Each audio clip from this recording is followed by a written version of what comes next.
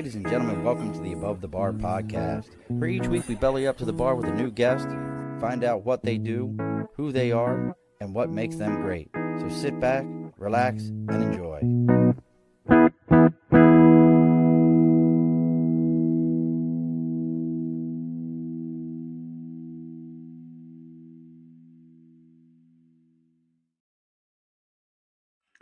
Alrighty, folks, welcome back to the Above the Bar podcast. It's your host, Sean. We've bellied up to the bar today. It is the I forgot the date already. June 17th, the Wednesday before Father's Day. And from one of my favorite comedians, I learned that this is the 20th most celebrated holiday in the world. So keep that in mind, folks, that Arbor Day and Halloween are more celebrated than your fathers are. So don't be a cheap ass and go out and buy shirts and socks and ties that none of us want. Be real. Buy us things we need. A nice bottle of bourbon. You can buy some new Scotland spirits or something like that. Any of those things. Or you can go ahead and research our guest today, who, you can look into what he's got going on and see if that's something that your dad wants. I don't know if he would or not, but it could be something in your dad's wheelhouse that he needs. So joining us, and listen, this is what live is all about, folks. There is nothing more live than what we're doing today. Joining us from an airport in parts unknown, world traveling, jet setting, and doing all that, those kind of things. It's the CEO and founder of PetScreening. And wait, I got to get my media up. Don't unmute yet. Where's my media? I'm so horrible at this. You would think after 6 years, I'm way more organized. It is the CEO and founder of PetScreening, Mr. John Bradford. All right, John, John, can you hear me? I can hear you. Sorry, Yep. we're really tethering this together, man. I'm using my hotspot. Duct tape and bubble gun. Duct tape and bubble gun, brother. We will make it happen one way or another. I don't mind at all. So John and I we're going to be talking about his company, PetScreening. Well, I'm excited to be at your bar, man. Really nice to be. We appreciate having you. So we're going to be talking about his company, PetScreening, but we're also going to be talking about what makes an entrepreneur different in how they see opportunities, how they see the things that most people just go, that would be cool. Or maybe other people see it and they don't have the execution ability. So we're going to be talking about that today with John. As always, folks, and those of you that are joining us throughout all the internet world, thanks for joining us. Make sure you give that like, share, follow. Over my right shoulder, as always, folks, is the big board for Sticker and a College. You got something you believe in, something you're supporting, something you want people to know about, reach out to me on Facebook, LinkedIn, YouTube, Twitter, Twitch, all the different social medias. Our website is theabovethebarpodcast.com. Our email is theabovethebarpodcast@gmail.com. Let me know what you got going on. I'll tell you where to send your sticker to. We throw it up on the big board. Then we also got to talk about, folks, our sponsors. That's Budget Blinds of East Greenbush, Hudson Cooksaki, Schoharie, Delmar, and Clifton Park, North America's largest custom window treatment company. They're dealing with everything from blinds, shades, shutters, drapery, you name it, they've got it. All those different items. You reach out to your local, they'll help you out for sure. So make sure you're reaching out to them. What is going on here? I got to put my glasses on. See, John, I told you, every so often I get one. What is this here? So every so often we get silly people, folks, and I don't know who this one is. I don't know. I don't know who you are, Bob, though, but I hope you catch a tooth infection. But as always, folks, make sure you're reaching out to your local Budget Blinds. This month, Budget Blinds of East Greenbush, Hudson, Cooksaki, Schoharie, Delmar, Clifton Park is doing 20% off of all product. And if you go ahead and let them know that you're there to belly up to the bar, they're going to give you an extra 5% off of that order.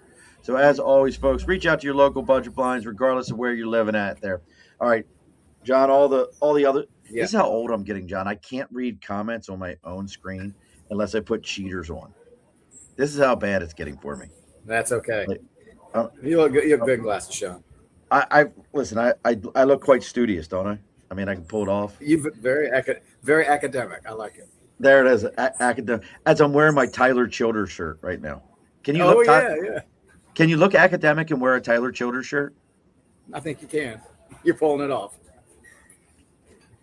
I will tell you, I don't know if you've ever seen him in concert, but I highly recommend it. No. I just saw Alex Warren. He was great. So I don't know that one. So I don't listen to country music, but I like bluegrass. And I'll tell you, he was absolutely outstanding. But let's take a look at this here. So, yeah, John, you've been leading PetScreening.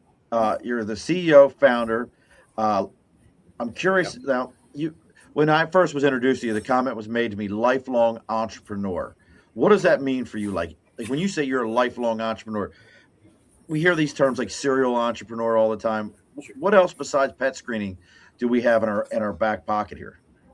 Yeah, so before I started PetScreening, I had a property management company that I started at zero and had that for about 15 years and grew it to a nice sized company. In fact, that journey is what led me to discover the idea of PetScreening. So kind of one entrepreneurial journey took me to another. So between the two companies, 15 years and then 9 years at PetScreening with about 3 years overlap. I've been at this for a good 20 years. That's a long time of being an entrepreneur. So now when you say the overlap, now give everybody kind of the idea of what PetScreening is, because the way I understand it, and let's see if I get it right or not, you really are working with like hotels and properties to kind of navigate this new pet world that kind of evolved out of COVID. Is that my understanding of it, or am I getting it all jacked up? Yeah, no, you're right. I mean, look, there's more pets in U.S. households than children under 18. So pets are everywhere, and people want to travel with their pets. They want to live with their pets. And in the world of rental housing, Sean, people want to live with their dogs and cats. And I wanted to create a platform that made sure that pet owners knew what the rules were to follow, and that the landlords would be more welcoming to pets. Let me just say this, Sean. I don't think all pit bulls are dangerous. I never have believed it. No, not all German Shepherds are dangerous, to tell the whole story. Well, and this is one of my favorite statistics about dogs. Do you know what dog has the highest number of bites every year? Chihuahua. I always heard Labrador. Yeah, well, Chihuahuas are high too. Now they're nippers, but they still bite. They still bite. Well, I'm talking like hospital, like going and needing stitches. It's Labradors because because more people have them, and we consider them as this loving pet that wouldn't hurt a fly, but in reality, there's so many of them. And I'll tell you and a lot of people don't. Hey, folks, you want to know what the nastiest dog you'll ever deal with in your life is? It's a Dachshund or a Dalmatian. Excuse me, a Dalmatian. Dalmatian is the nastiest dog you will ever deal with in your life. But we don't think of that because we think of 101 Dalmatians, the Disney movie, right? Yeah, I was at an event last night, and we had a Dalmatian, and it was a very well trained Dalmatian, but its trainer was there. So right, you just nailed it. Its trainer was there to address it. Well, a lot of people don't realize that's why they were on the fire trucks, was to keep criminals from getting on the fire trucks. That's why it was why it was the fire dog. I did not know that. I learned something. Yeah, that I learned that from one of those History Channel shows. So you help these folks navigate it, but are you still doing the property management also?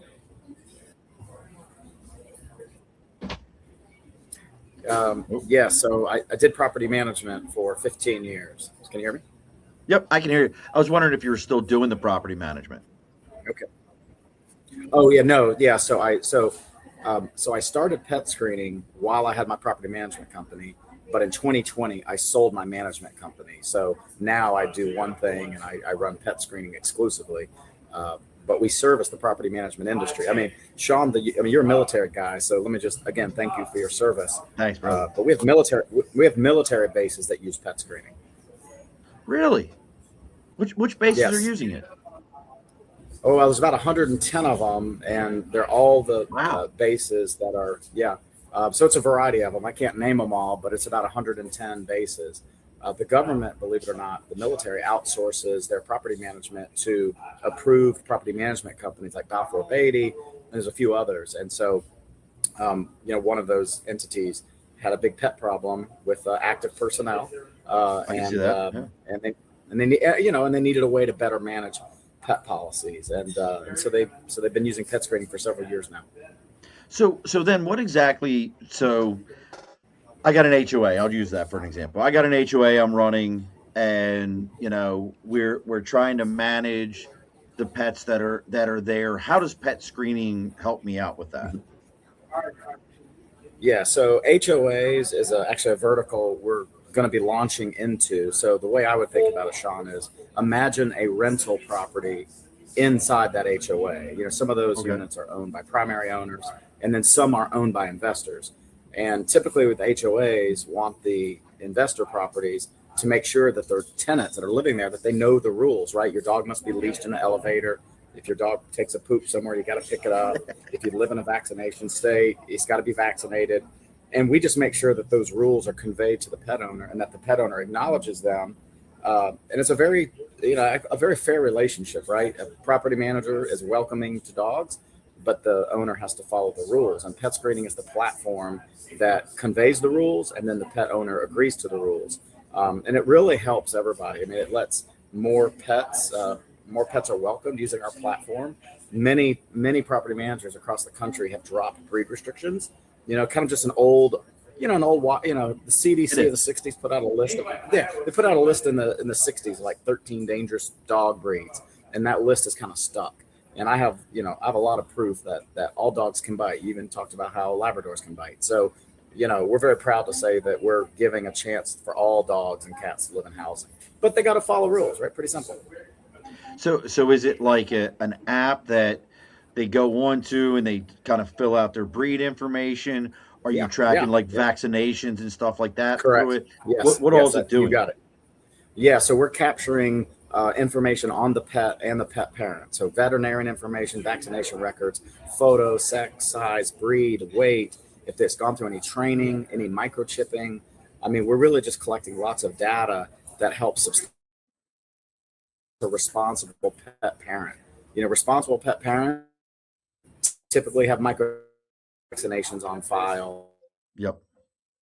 analyze it and give it to the property manager and say, hey, this seems to be a low risk pet and pet owner together. And then the property manager makes the decision if they're going to accept that pet, and then decides how much they're going to charge a pet rent, because a lot of times they do charge pet fees. I'll tell you now, the other side to this that I'm curious of is some people, well, this isn't my pet. This is my comfort animal. And, from working on the railroad, comfort animal is a trigger word for me because I don't believe in the comfort animal term. It's either a trained or it's a pet. There's really no in between. Have you guys seen pushback from pet owners where they're like, no, this is my comfort animal. I don't need to tell you any of these things.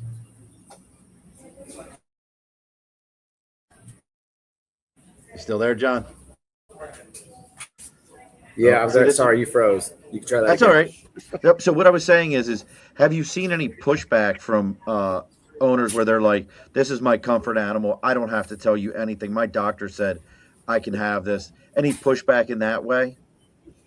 Yeah. So I'm glad you brought that up. So the other part of our service is people who have emotional support animals and service animals. We make sure they meet the framework of the law. We're not punitive, but we're going to make sure they meet the lawful standards. So we do have people that sometimes push back, but the ones that push back typically aren't the ones that really qualify for the animal. And so part of our service is making sure that someone who has a service animal, that is legitimate and not a bad actor. Because there's a lot of Gotcha. people that need those animals, but there's also a lot of people who are faking it. Now, how do you guys go about that verification process? Because as I was mentioned earlier, I worked for Amtrak, and we weren't even allowed to. We were Sure. allowed to ask what service the animal provides, but there's actually no national standard. There's different organizations that provide to say this is a service animal. Like I had a client who she was blind, and she was telling me, she's like, my dog has a tattoo in its ear and a number on its collar that proves it's training, but there was nothing. I had never met anyone else like that. how do you guys work within those constraints since there is no national standard for those things? Well, we work under the federal government. So, for example, service animals in the context of housing, Sean, fall under HUD. So, Okay. the HUD and Fair Housing Act. The HUD and Fair Housing Act outlines guidelines for both service animals and emotional support animals. And to your point, there's no national registry. I mean, people go and buy certificates online for like $100, but those Yeah. certificates aren't really worth anything in the context of housing. Yeah, it's wild. They can just go and be like, all right, you know, Yep. this Yep. is what I'm gonna do. Yep. But that doesn't make it so, right? You can go to Amazon and buy a vest that says service animal and slap it on a dog, but that doesn't Mhm. make it a service animal. In fact, service animals don't even have to wear vests. Now, sometimes, when they're working, an owner wants a vest on their dog because they don't want the general public trying to pet it, and it's a necessity, but it's not a requirement in the terms of a service animal must wear a vest. Got now one of the other things though, and I want to kind of roll back to you starting this company. Yes. 15 years in property management. Well, you're well established. You know your business. You're doing this. Things are solid. You probably could have closed your eyes and done 90% of the work in your sleep. Uh, Married or single? Just out of curiosity, this helps this question.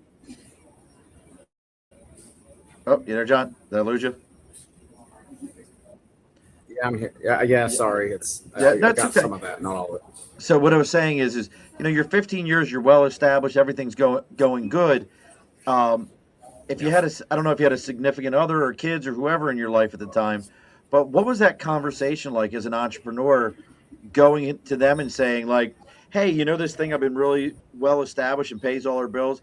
I'm going to go ahead and sell that thing and do this passion project." How did that go Yeah, over? yeah.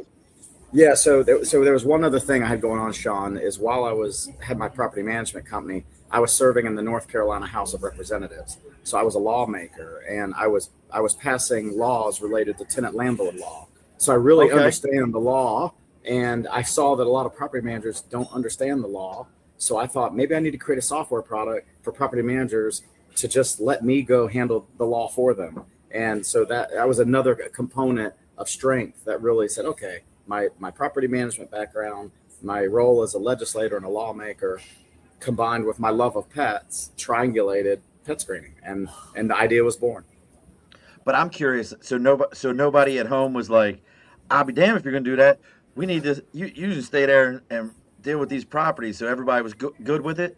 Well, they were, but here's why. Remember, I told you there was some overlap. I had three Right. years of still running my management company while I was Gotcha. launching pet screening. And so pet screening was really starting to show some real success at about 18 months. And by the time 3 years got there, which was when I sold my management company, it was very clear to me that I had lightning in a bottle. It was very clear to me.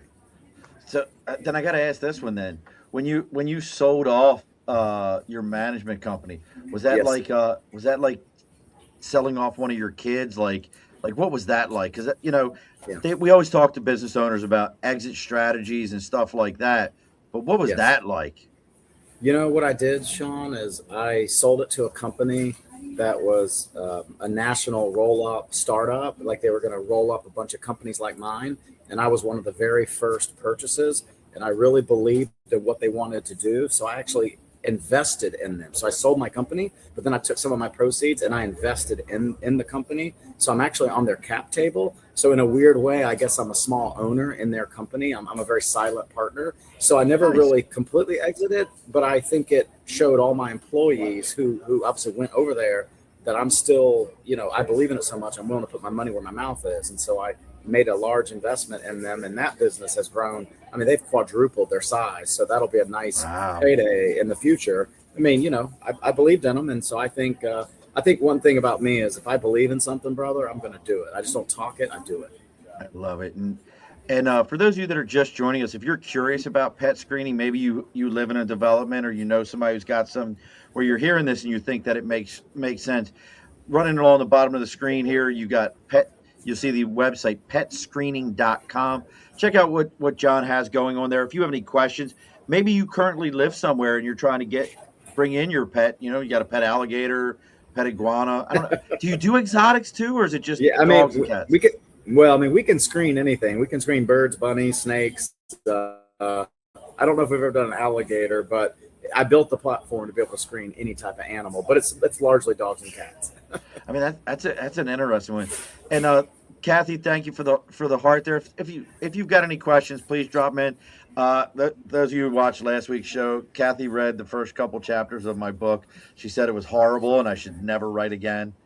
That's not what she said, but makes me feel better to say it that way.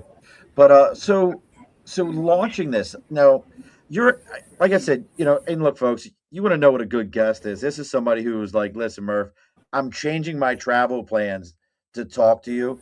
I don't know what lies he was told that made him believe that he should be here and change his travel plans for me, but I appreciate John for that. But my question is like getting this out. Is that what you're doing now? You're like on the road hustling this to different places and all I, that I, stuff? I yes, I, yeah, I literally travel almost every week. I go to conferences and I speak on stage about laws relating to animals. We'll do 180 conferences this year as a company. Wow. Going to 180 shows with exhibit booths, and I mean, it's crazy. It's unbelievable. But that's how we grow our company: is awareness and education. And I left, as you know, New Orleans because of the weather. But I've got 32 employees in New Orleans right now at our largest conference of the year. So how big is I mean, let's ask that question. So how big is PetScreening itself? I mean, I guess I had a misunderstanding because this is going to be 100% on me because I was like, oh, it's John. He started this thing. How big is PetScreening? We have 200 W-2 employees. No shit, brother. That's serious. Yeah. It's serious. Holy crap. Yeah. The 200 employees. Yeah. Yeah. We're in 8 million rentals nationwide. 8 million. Wow. How about the other side of the rental world, the Airbnb world? How does this work with them? Yeah, excuse me. We launched a vacation product about a year ago. So we are now in the vacation rental space because look, I started off on the show and sorry for the bad connection, but people want to take their pets anywhere they live, work, play, stay, or travel. And so to me, living is, living with your HOA, living in your rental, living in your neighborhood. But then the play and the stay is, taking your dog on vacation, taking maybe sometimes your cat too. It doesn't matter to me. And so PetScreening has a vacation rental product because people want a vacation with their pets. And, we can help hotels as well. I mean, just think of us as we call it a pet passport. People with pets can take their pets places. Now the other side to it, as I'm thinking about what you're saying, John, is so say I'm going to, well, you know what, there's a pretty good chance here in December, my wife and I, we're going to go down to Fort Lauderdale. Now I'm not traveling with my dog. I have 2 dogs and 2 cats. I'm not traveling with them. Okay. But I might travel. Like my corgi, I would travel with just because he's got a lot of personality. But is there a version of this where, when you said pet passport, where I, as a consumer and not a renter or a property manager or something like that, I can go on here, fill it out. You've already verified it, and I could send it to somebody, say, hey, my dog's okay, and here's his certification through PetScreening.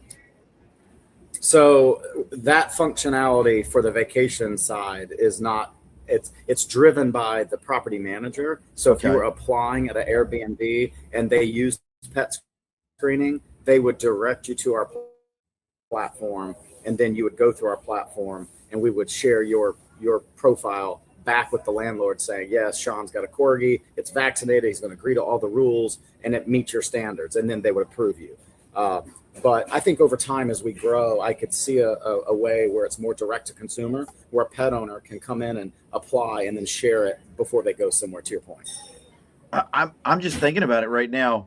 I'm putting my entrepreneurial hat on right now, and that's actually something that comes to mind to me right now, like $4.99 a month. If you got somebody who's a heavy traveler, and I could pay you $4.99 a month, we're both going to clear our throats today, and I could pay you $4.99 a month to maintain my pet's passport, kind of, or pet portal. so that when I'm going places and they're like, well, if you have a pet, where I can say, well, here's the link, here's my pet screening, and it's already set up for them. I love that idea Yep. that it's like, because Yeah. it's renewable income because it's subscription based. Yep. And yeah, in our current long-term rental product, once someone goes through the platform and they pay for the year, they can share it a million times if they want to, and they don't pay another fee for that year. So it very much works that way on the long-term rentals. And the vacation rentals, because we're newer there, we haven't built that functionality out. It's very direct one-to-one, but you get the gist, right? We just want to have a way for people to take their pets places and then show off and say, hey, my dog's going to follow your rules, and I've got a good dog. And so, and one thing I do want to share with Sean, like this, I love to do good. Like, I think we're a very good corporate citizen, and we use our profits to do good. And I started. Oh, John, they're getting you. The first Amber Alert for pets. It's called Fido Alert. Hold on. Go back for me a second, John. Yeah, I heard we want to do good. We think we're a good corporate citizen, and then I lost you. Yes. Okay. Yeah. So we use our profits to do good, and we started the first Amber Alert for pets. It's called Fido Alert. What? Fido Alert. So That's go to awesome. FidoAlert.com.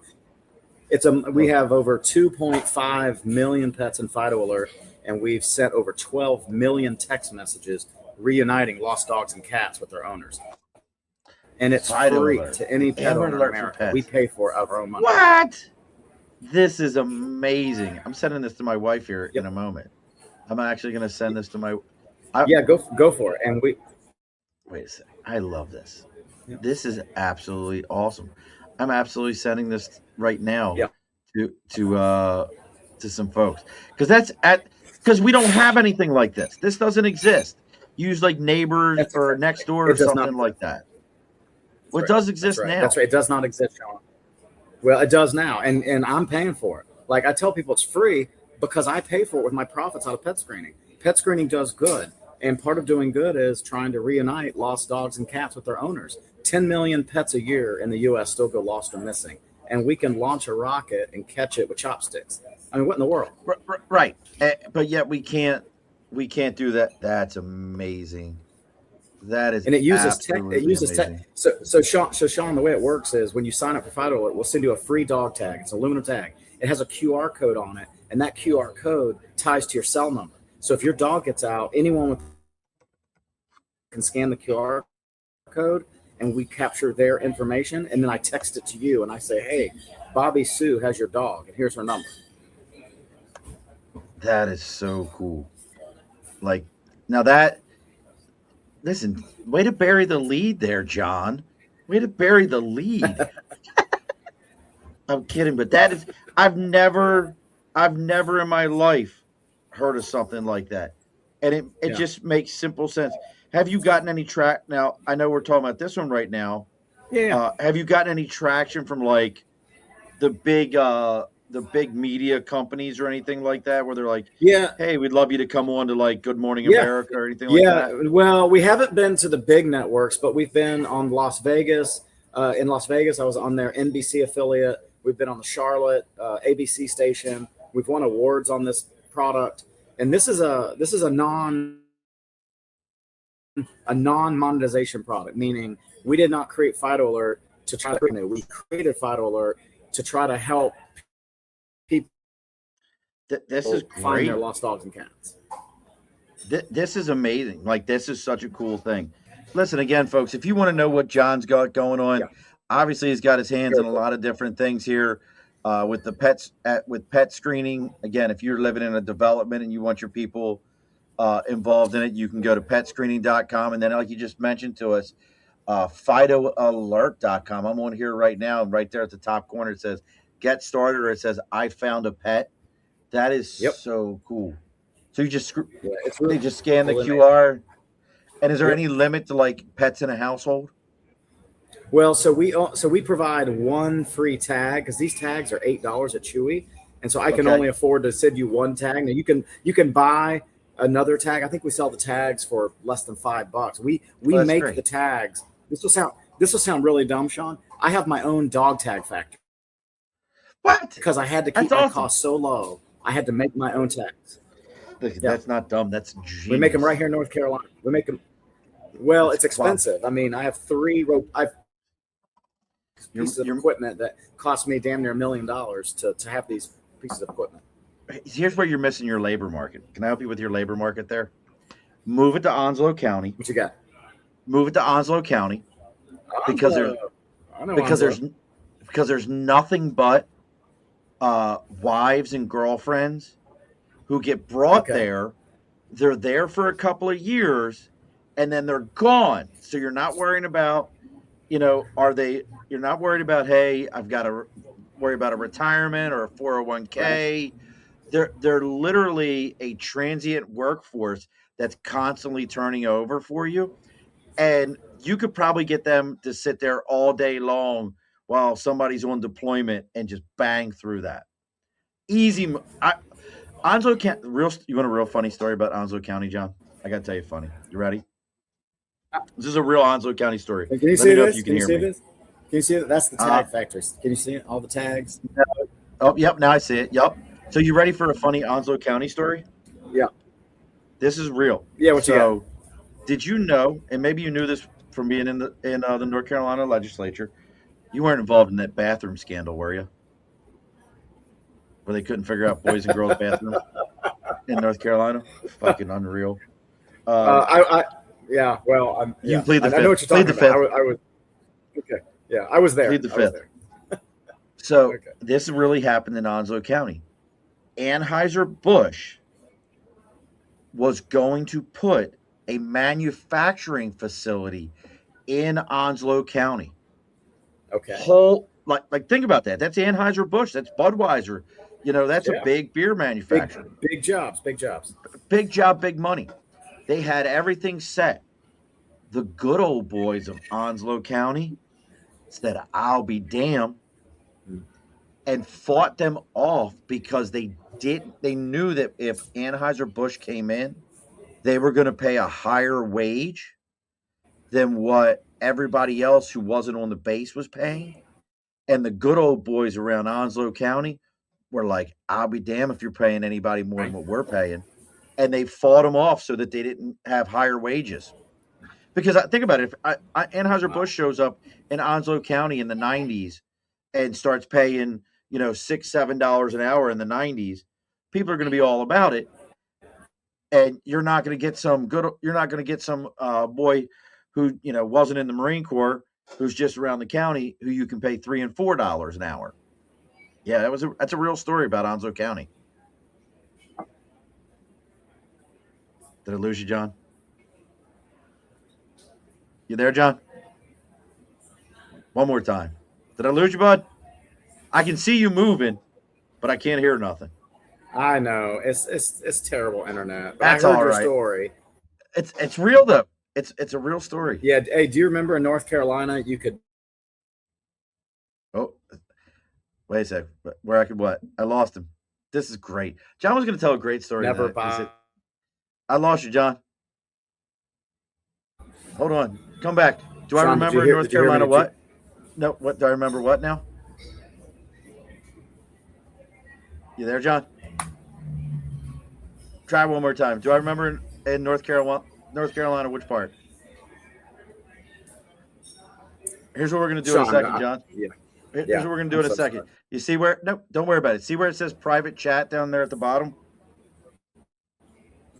Here's what I want you to do in that private chat box. Type me your cell phone Yes. number. Okay, let me do that. Or the private chat box. Where is that? Private chat box. Private chat. Okay, here we go. Yep.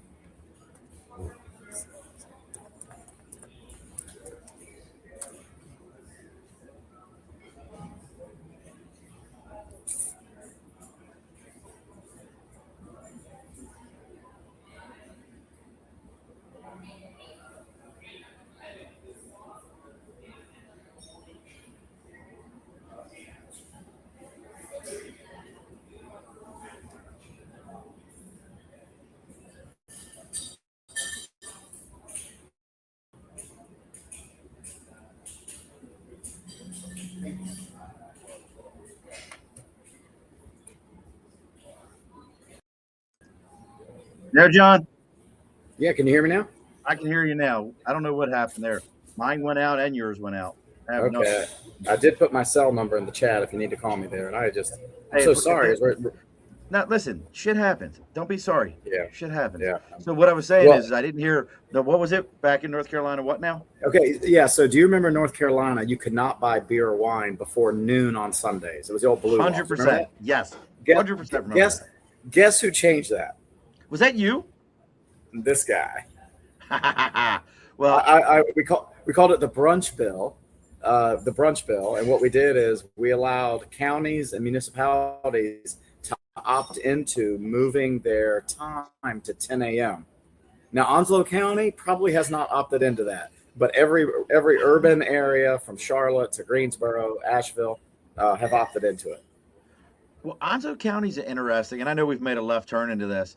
I learned this from That's okay. Yeah. When I lived down there. My ex-wife was a real estate agent, and I don't know if you knew this, but prior to the 2000 census, the military didn't have to say how many people were on the base. Okay. So what happened there is after the 2000 census, Jacksonville, North Carolina went from a town of about 27 or 30,000, whatever was listed, to a town of over 80,000 in 10 years. Oh, wow. So now if you ever get a chance and go there, because of what they saw as a giant growth explosion, right. there's two Walmarts in that town. There's gotcha. every major business that you could think of restaurant wise gotcha. has shown up there, because all of a sudden, and it's actually always rated as Jacksonville is the number one military city to raise a family, is Jacksonville. Wow. Yeah. Well, that's cool. Representative Jimmy Dixon is from Onslow County. So I serve Jim. I know the name. He's been there a long time. He's still there. I tell my wife all the time, if I do ever retire, I will retire back in Jacksonville. I just love it down there. I've always been happy down there. And what's weird about it is because I tell people, young Marines don't understand that they're sitting, the back gate of Lejeune is Topsail Island. People pay stupid amount of money to go rent a place at Topsail Island. And young Marines are like, I hate it there. There's no girls. And I'm like, you're next to Wilmington, North Carolina, UNCW. There's plenty of them there. Trust me. Have faith and confidence in this old head that's going like, go to Wilmington. Go down to Wilmington. There you go. Yeah, that's right. They're no time. 45 minutes, maybe. That's exactly what it is. 45 minutes, straight down 17. Yeah. Go to Kerr Beach, Carolina Beach. Listen, folks, this is not an infomercial for the state of North Carolina. But listen, someday in my life, I hope that you call me a halfback. You know what a halfback is, though, right, John? I do know what a halfback is, yes. You do? Yep. And for those of you that don't know what it is, that somebody goes to Florida and comes halfway back up to New York, and they stop in North Carolina. So then all this stuff, and again, folks, if you want to know what PetScreening's got, if you want to know about PetScreening, or you want to know about Fido Alert is FidoAlert.com. PetScreening is PetScreening.com. Again, talk to your local HOAs, talk to your apartment complex, talk to all those people, especially if you have like a friend who's trying to get a pet in. They've got their pet pterodactyl or boa constrictor or whatever it is that John can go ahead and get listed on there, that the boa constrictor is not going to eat the neighbor's bunny or whatever it is. That would be a fun. If you ever have that happen, John, you have to reach out to me. If somebody's like they had a pet rabbit that they were concerned that the boa constrictor wasn't going to eat, but reach out to these guys. Like you said, like John said, he's got 200 different employees. They've got the ideas. They know how to communicate with these people. They know how to work with them. They know what their needs are. The other side to this, though, John, is what has been the biggest challenge that you've run into with presenting this to like hotel groups and housing developments? What's been the biggest challenge with them?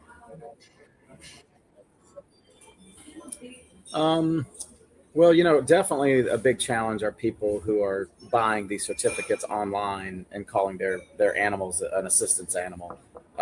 It hurts the people who actually need them, and that's a big challenge for landlords. But we solve that. I mean, we truly are the solution for that. I will say, when I started pet screening, people thought we did DNA testing. They thought the name pet screening was No, that makes screening sense. DNA. And so That makes sense. yeah. So when I first started the company, and I don't know if you ever heard of this, but in multifamily, there's a business where you screen dog poop. So if a dog poops outside, you take a pinch of the poop and you match it to the DNA. I'm not joking. No. And so people thought we were the poop testing company called. Now there's a company that does that, and I know their CEO. But Pet assumed we did dog DNA. Okay. Challenge. That's a new one. So they thought you were testing poo. I got nothing That's for they that did. one. They did. So Yeah. I mean, we did have our dog's Now DNA tested. look, 9. What's that? I missed that last part of that. Lucky what now? I said 9 years later, we're just growing like kudzu. Like it's I just love it just makes so simple sense. And I know I'm stuck on the Fido thing for a minute here, but the Fido thing to me, it's almost like, how did no one else think of this? How did no one else come up with this idea? Yeah. I think it's the expense. I think expense. I mean, we spent millions. Oh, I can't imagine. So maybe. I mean the That's entire. probably why no one's done it, because it's so expensive to build.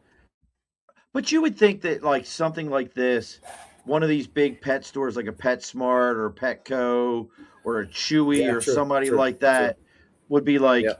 yeah, like this would be Yeah. a no-brainer for those guys. Like, hey, we can jump into this market, and for $2, again, $2 a month, you can register your pet with us, and we'll go ahead and make this happen. And you would just think that Yeah.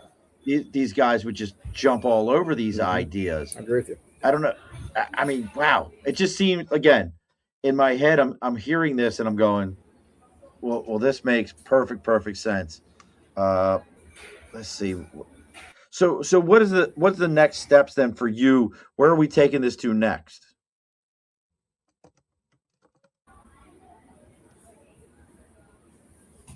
You there, John? I guess we lost John again for a second. John, here's what we're going to do. We've lost him for a moment. We'll go ahead and make this last call for today. Father's Day is almost here, and let's be honest, Dad probably doesn't need another tie, coffee mug, or last minute gift card. This year, give him something he'll actually enjoy. This episode is brought to you by New Scotland Spirits, small batch handcrafted whiskey made right here in upstate New York.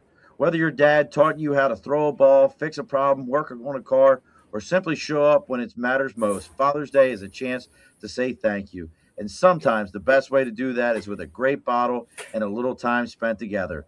Visit newscotlandspirits.com and pick up your bottle for the dad in your life. I can't read today. New Scotland Spirits, for the fathers, the mentors, and the men who showed us the way. All right, can you hear me, John?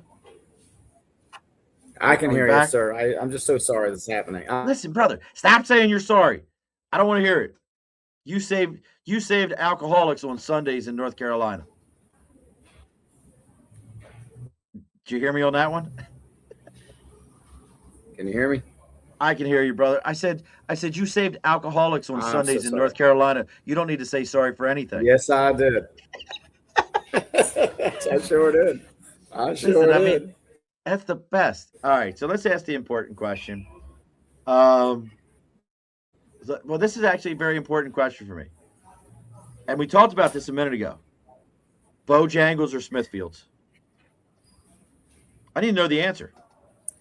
Oh man, listen. Okay. I would do Bojangles because I love Bojangles. I ain't gonna lie. I like barbecue, but I love Bojangles. I do. I love their French fries. I love their biscuits, their Bo-Berry biscuits. I love their sweet tea. Their sweet tea is delicious. Oh, but man, Smithfield's good too. You know what'd be great is a Bojangles and a Smithfield right next to each other. Oh, that would be amazing. Can I tell you? I got to tell you Wouldn't a it? funny I'll tell you a funny Bojangles story while we have a moment here. So my wife, Yeah. who's from upstate New York, has lived in this area her whole life. A little bit of travel here and there, but nothing like I've done, just going all over the place. Sure. We were going to visit my son in Charleston, South Carolina, Okay. and he was in the Coast Guard. He was stationed down there. Stopped in Jacksonville to visit my stepmother, and as listen, no, Dublin, dude, that's your flight. They're going to Dublin. Crap that flight. I gotta Don't go. mess around. Better get that flight. So it's funny, nonstop to Dublin. That's a long ass flight. It is. It's a long flight, but we got good flights out of Charlotte. Oh, absolutely. So my wife had never been to Bojangles a day in her life. She knew nothing about it. My boys all knew about it. They living in North Carolina. So as we're leaving my stepmother's, I said to my wife, I was like, "Hey, we're gonna grab lunch at Bojangles." What's that? I'm like, "It's fried chicken." She's like, I'm not eating that. I'm not having that. I'm like, listen, you can do whatever you want to do. Me and the two boys in the back seat, that's what we're getting. If you need something afterwards, talk to me. And you know how Yeah. Bojangles has that bucket that's like the big basket thing, the big with the Oh handle. You yeah. know, so Yeah. so we Yeah. and Picnic my basket. son, Picnic basket. that's the one, the picnic basket. So my son, Yeah. who's Yeah. 9 years old now, fit inside of that thing. That's how small he was. So Oh my that's how, gosh. so he fit into that thing. So we went and we got Bojangles, Bo-Berry biscuits, sweet tea, fried chicken. The only thing my wife has never had is gizzards, and Bojangles is the only fast food joint that I know that has gizzards. Um, so we Oh get yeah. all this stuff. Yes. We get all Yes. this, and she tries it. On that trip, we had Bojangles 5 times. Did I look? She's a believer. She's a She was believer. like, son of a bitch, the best dirty rice ever. So I, I know there's a chubby kid that lives in my soul, folks. I've said that many times. So anytime time I can talk about food, there is a rival though. If you live in the Carolinas or in the South, there is only one rival for Bojangles, and you have to bring a switchblade or a gun to go order from there, and that would be Church's Chicken. That is the only Oh, rival. Sean, yes, you are so right. That's the Man, only rival. churches. That was, and remember the yellow corn on the roller and the corn on the cob.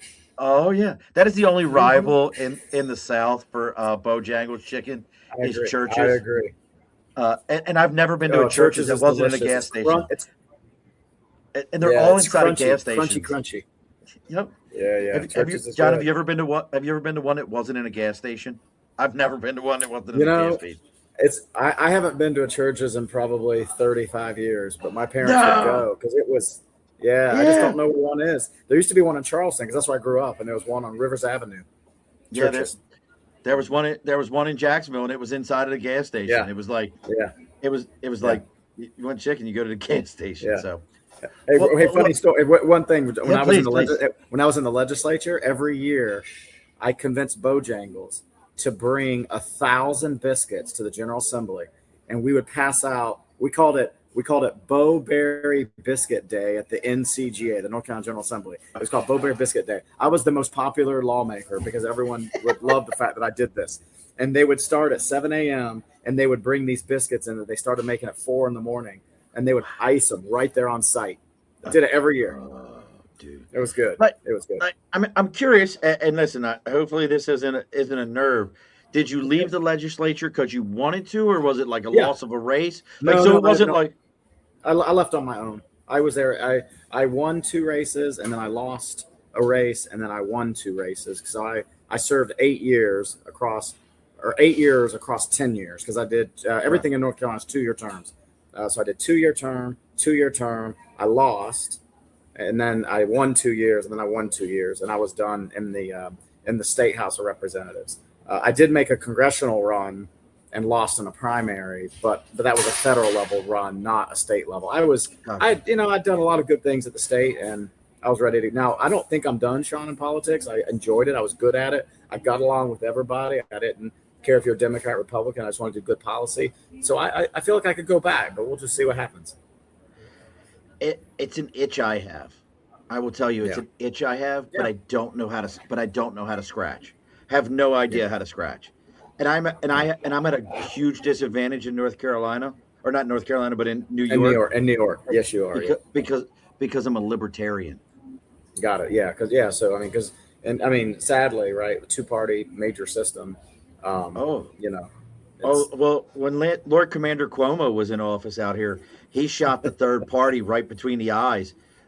yeah. He was having a little bit of a tough run with the Green Party, which is crazy because it was the woman from the redhead from Sex in the City was Oh, running yeah, I know you're was talking about. Yeah, yeah. I she remember was her. Yeah, running in some political group, and she had like less than like 3% of the vote. Like it was nothing, but for whatever reason, the media was like running with her, and wow. he put in some laws that basically said third parties got no shot in this state Interesting. at all. Yeah, Yeah, yeah. he was listen, but he's that's why I refer to him as Lord Commander Cuomo. You know, Yeah, it well, we could have should been do it. emperor. We should do it. Yeah, I've you thought should do about it. it. I really have. I think Yeah, it to me it just seems like, for lack of a better term, it seems like fun. yeah. And Well, I'm I mean, curious. it's good work. Yeah, it's good work. I mean, I enjoyed it. I mean, trust me, it's not always pleasant, but I enjoyed it because I was there for the right reasons, Sean. I didn't need. We made $13,000 a year. Hello, there's no making money doing this, but I did it And that's because what you I should could do make. it. That's That's right. what you should Yeah, make. That it should I never agree. be so like, well, this is my career choices, That's exactly right. Uh, Couldn't agree with you more. Yep.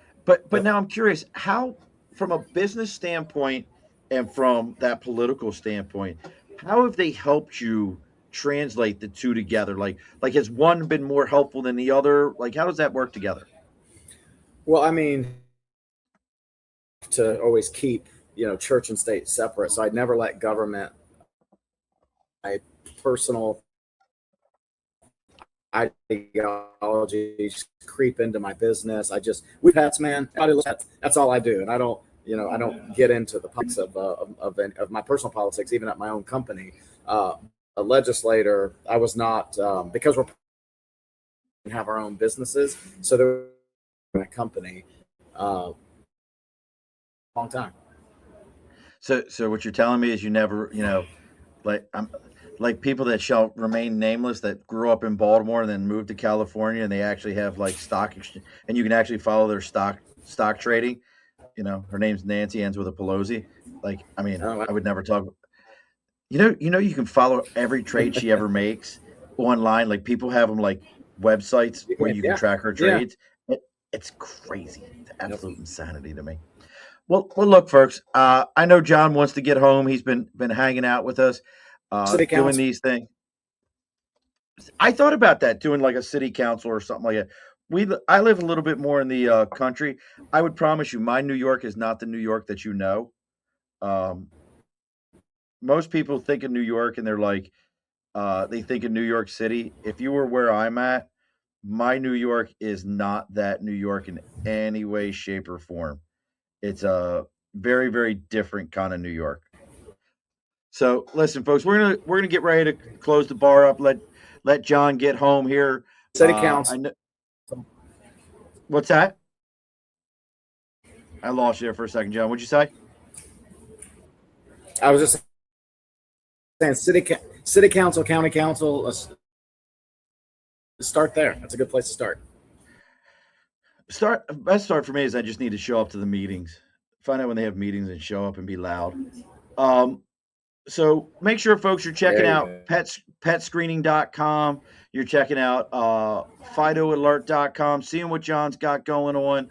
You can reach out to him. I know petscreening.com or PetScreening has an Instagram page. You can see what he's got going on there. If you're finding John through us or us through John, make sure you're giving all of us a like, share, follow. It really does matter.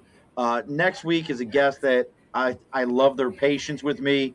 They had a move an appearance, then I had to move their appearance. But we're finally going to have on next week Dave Munson. Dave is the CEO and founder of Saddleback Leather. He's has from the back roads of Mexico to running a global brand. Dave, I'm going to tell you, John, you might have a good catchphrase for your companies, but Dave may have the best catchphrase I've ever heard for any company. His catchphrase for his company is it's so good they'll fight over it when you're dead. I love that catchphrase. So he's going to be on next week. We're going to be talking about how he went from literally back roads to a hands-on approach of revolutionizing how quality and legacy Sean, you got me and back leather. here? Yep, I got you, John. Can you hear me?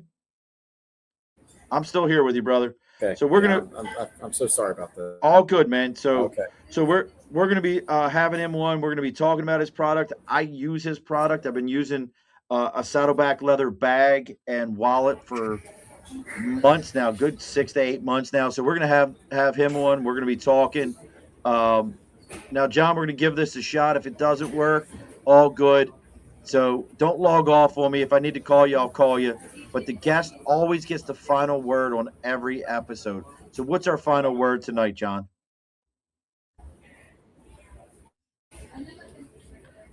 You there, John? All right, hold on. Here's how we're going to do this because John's internet's still giving him some trouble. So here's how we're going to do this. John, I don't know if you can hear me or not. Thank you, Sean. Can you hear me? Yes, but thank you for having me. This was a lot of fun. There. Hi, if you record your name and reason for calling, I'll see if this person is available. It's Sean, the host of the Above the Bar podcast. Sean. I gotcha. Can you hear me, Sean?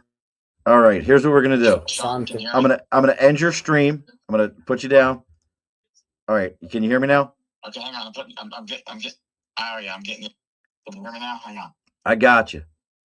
Big Marv, what's going on, brother? Much better. My man, Big Marv just popped up. What's up, brother? So real quick, so we can do it this way. The guest always gets the final word in every episode. So I got you. What's our final word for tonight? You know what? Be kind to everybody. It doesn't cost you anything extra. Alrighty, folks. Be sure to push stool in. This has been a Second Front podcast presentation found on Apple, Spotify, and wherever podcasts can be found.